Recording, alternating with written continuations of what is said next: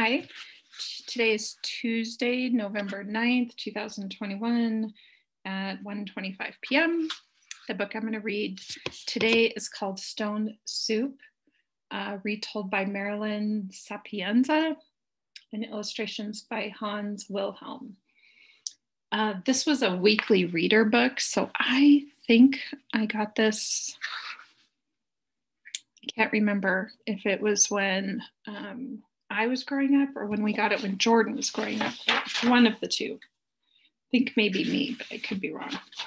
No inscription on this one, but again, weekly reader. Okay. I'm tired, I'm hungry, whined Molly. Don't worry, said Max. Our troubles are over. Look, I see a little village just a few miles away. But we don't know anyone there, said Molly. Max thought for a moment. He said, you're right, but maybe some friendly villagers live there. Maybe they'll give us something to eat and a place to rest. Yes, said Molly. Most people are kind. Let's go. What Molly and Max didn't know is that these villagers weren't kind. They were stingy and mean. Eek, shouted Mr. and Mrs. Ratfink. Eek, shrieked their little baby too. Strangers are coming, yelled Mr. Ratfink. They'll want us to share what we have with them. Eek, squealed baby Ratfink. Let's hide our food. Let's close our shops, said the butcher. They don't want company, do they? The town banker hid his money. He put up a sign on the bank that said closed. The village innkeeper hid his room keys. He put a sign on the hotel, no room. The farmer's wife hid the garden vegetables. She closed the door and shuttered the windows. The townspeople hid carrots and corn. They hid potatoes and peas. They hid beans and broccoli, onions and herbs, milk and meat. Soon there was not one bit of food in sight.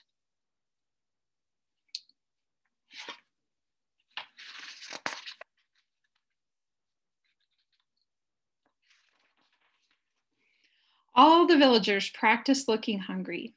By the time Molly and Max reached the village, there was no one around. Where is everyone? Asked Molly. They're probably inside having lunch, reasoned Max. Can't you smell something delicious? Yes, said Molly. It's coming from that house over there. The door is even open a crack.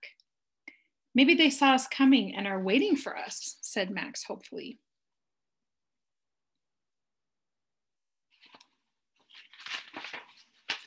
But when Molly and Max got to the door, it was slammed shut. Go away, shouted a voice from behind the door. Molly and Max walked up to a man who was crossing the street. Excuse me, sir, said Molly. Could you help us? We've been traveling a long time. We could use a hot meal and a place to sleep. Forget it, said the man in a gruff voice. Darn it, I wonder why everybody's so worried about having company.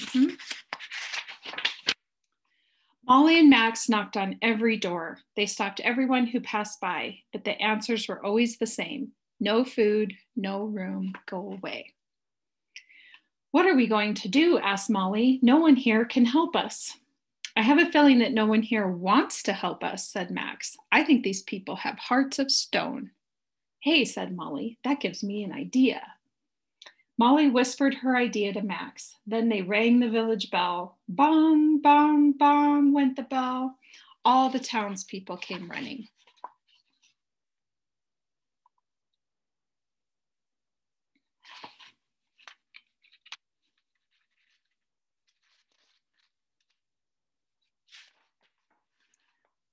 What's going on here? Grumbled Mr. Ratfink.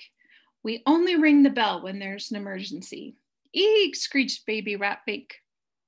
There is an emergency, Max told everyone. There's no food in this town. So now is the time to make stone soup, said Molly.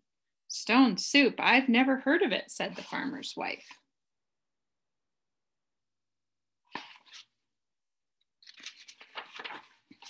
Of course you haven't heard of it, said Molly. It's a secret recipe.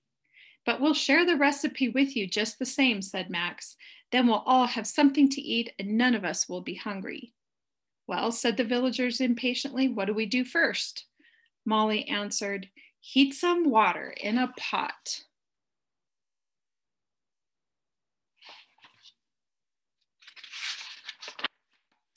When that was done, the villagers said, "What's next?" Max answered, "Add some stones, you've scrubbed a lot." Now the townspeople were really curious. Surely this was the strangest recipe they had ever heard. They waited while Molly dipped her spoon into the steaming pot. They watched while she tasted the soup. She said, "Stone soup is very good plain, but it would taste even better if we could make the fancy kind." "How do we do that?" asked the mayor. "Sprinkle pepper, salt, and herbs," said Molly. "Let it boil undisturbed."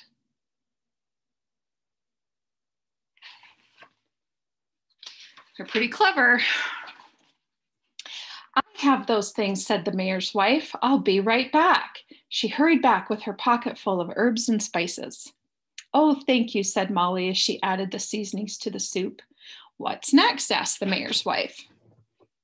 "Drop in carrots, onions too. Let the soup heat through and through," said Molly. "But we'll just have to do without carrots and onions," she sighed.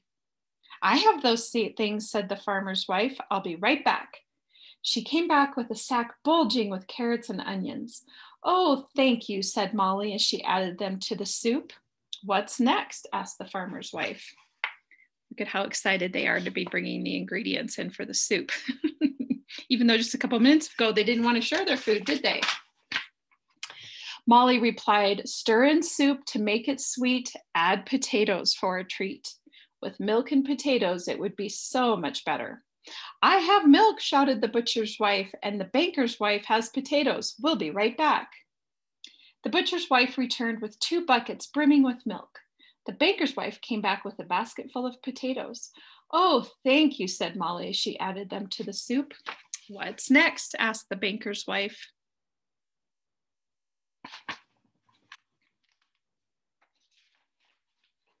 Max replied, "Toss in meat cubes, let it stew, let it bubble, let it brew." "Too bad we don't have any meat," sighed Molly. "I know where to get some," said the butcher excitedly. "I'll be right back." A short time later, the butcher returned with a huge chunk of meat, which he quickly cut into pieces. "Oh, thank you," said Molly as she stirred the meat pieces into the boiling pot. "What's next?" asked the butcher.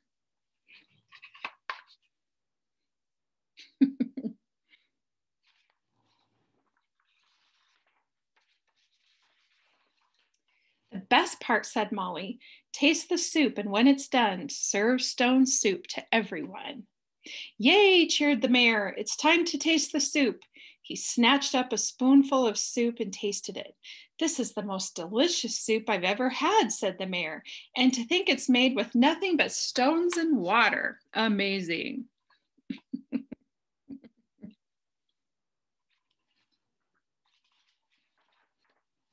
"It's time to serve the stone soup," announced the mayor. But the townspeople had more than just soup. They also had fruit and bread, salad and cider, cakes and pies. They ate and laughed and danced long into the night. And when the feast was over, the innkeeper asked Molly and Max to stay in his finest room. I think it's just because they were strangers at first and they were kind of afraid of strangers, but they quickly became friends, and then it kind of changed everything around. The next morning, everyone waved goodbye to Molly and Max. "How can we thank you for the secret recipe?" they called. "Share stone soup with everyone," sang the travelers. Good lesson there. And then the recipe for stone soup. All right, love you.